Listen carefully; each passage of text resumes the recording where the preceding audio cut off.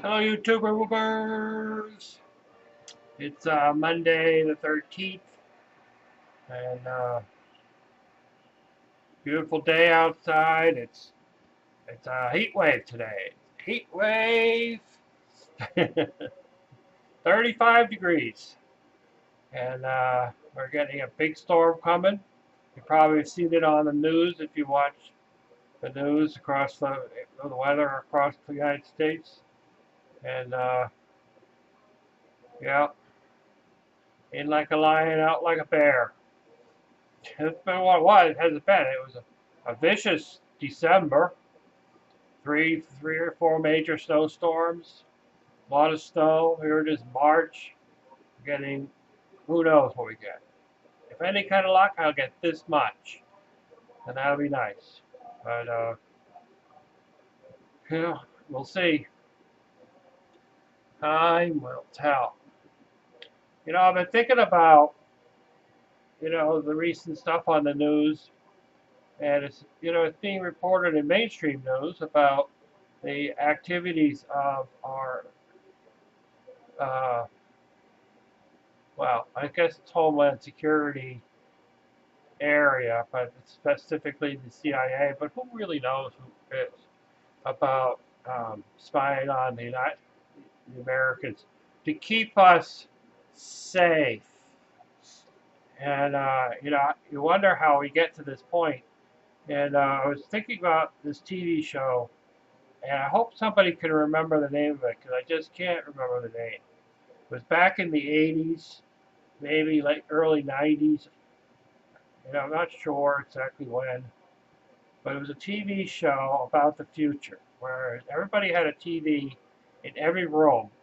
The TV not only broadcasted, TV crap, but it also had a camera in it that a central division could uh, monitor activities in the home, listen to discussions, and watch people. And it was considered the norm. And there was an underground activity of people who had old TV sets with rabbit ears on them that they could watch TV and not have to be connected to this great big internet. And so it had to have been back before the internet was still somewhat of a mystery, and maybe we were only running DOS on our computers and not, where we are today. So it was definitely before, you know, Windows, 95 or whatever was before that. You had the Macs, but, I don't know. Mac's been around for a long time, but internet connectivity wasn't totally their big thing. So those people were using dial-up. That was when dial-up was the norm. And it was an amazing thing that people were connected. Of course, it might have been a police show because I vaguely remember them tracking criminals or something through that. I don't know. Hopefully, there was a virus, essentially a program that was a comedian, this guy with white hair or blonde or something, and he was popping in and out of all the different computer systems sporadically. He was out of control, doing his own thing. And so that's most of the information I can remember about it. And I can't remember the name. I'm sure it's floating around on an old some kind of rerun uh, network somewhere that's being watched. And you kind of wonder, like, how do we get there? It's like, it's funny because it's not like, everybody's a spy, like similar to different eras in our history in different countries where everyone would spy on each other and there was never, you couldn't have a conversation out in the open anywhere without having somebody listening in. It's not like that at all. I don't have to worry about someone going through my trash, you know, following me around wherever I go. I don't have to because, well, I don't have a smartphone. I have a phone. And it's not a smartphone. I did upgrade my phone. So, and it's, but it's not a smartphone. It's still a phone. But so many people have smartphones. The smartphones has a GPS. Wherever you go, somebody can follow wherever you go, as long as they know your number.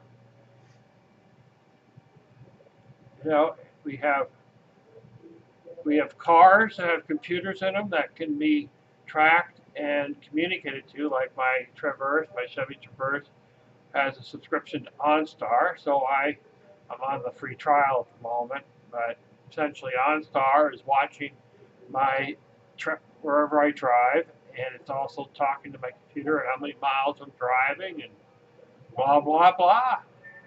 You know, people have these things called Alexa or Google or Mother Goose or whatever they want to call them that they can have sitting on their counter, and it's going to listen into your conversation, and it's listening for you to say, "Hey Google, what noise does a whale make?" Oh, that's right, because I'm so inadequate now that I can't look it up in a dictionary. You know, or search it online myself. I have to ask some little device to tell it. Even Windows 10 has a Corina that you can ask questions to. You have to kind of invoke it. Um, I don't know if it's listening all the time or not. I would like to think that that blue light on my camera would go on if someone's watching me when it's not on. But, you know, for our convenience of life, for it must make things easier for us of life, you know, and working in the world, we have all these devices that makes things easier. You know, how many people here that are on off the grid? They have their power system networked out onto the web, so people can see how their performance is. Well, hey, you know, anybody can be looking at that information. Anybody. So it just you know, we wish to stay connected, even though you go, you know, people say, I can't wait to get off the grid and go live in the woods in a cabin, but they're not going to give up their smartphone, you know, and they, you know, you get smart TVs now that can, you know, it's almost be better if you're looking around for some technologies, go look around for the old laptops, the old computers, the old TVs. I was like, I just got this TV set that my daughter's, one of her clients said, you know, just get rid of it for me. You know, it's a LCD, not LED, 40-inch. You know, it's not a smart TV though. There's no place to plug in an internet connection. And so, you know, so they're probably upgrading to a smart TV so their clients, so their customers that rent the home or whatever that can, you know, have the best of the best. You know, but with that, you get somebody paying attention. Now, it's probably not somebody. It's probably a computer that's running an algorithm that's actually looking for a certain type of activity. And then when the activity pops up, it'll run a red flag. But it could just as easily be who watched Saturday Night Live last Saturday night. And did they watch the whole show? You know, pull them up on the names. You know, or you watch some other thing. Or say you're on YouTube and how many are watching Alex Jones and how many are watching this and how many are watching that. It's a lot easier to track because we have given them permission to spy on us. It's no longer, yeah, did they get a court order to use that information? It doesn't matter. We've given them the permission to spy on us just by being connected. Look at here, I have, you know, computer that's connected to the internet. I have my microcell so that I can get a decent signal at the house. Seeds. I broke down and bought them at the hardware store, and I want them sooner. But I can watch the weather at my house through the internet, so there's another connection. And then my other connection on the hub is going to my smart box that connects to my TV, so they know what I'm watching all day long. So it just, we've kind of brought it upon ourselves. We can talk about how awful it is that the CIA is watching everything we're doing, but we're giving them permission. You could get a car now that's actually networked to the web, that has built-in Wi-Fi. So your car is always connected to the internet. There was a show on Criminal Minds last week or the week before, might have been the week before, about that somebody had figured out how to hack into your car and tell the brakes not to work.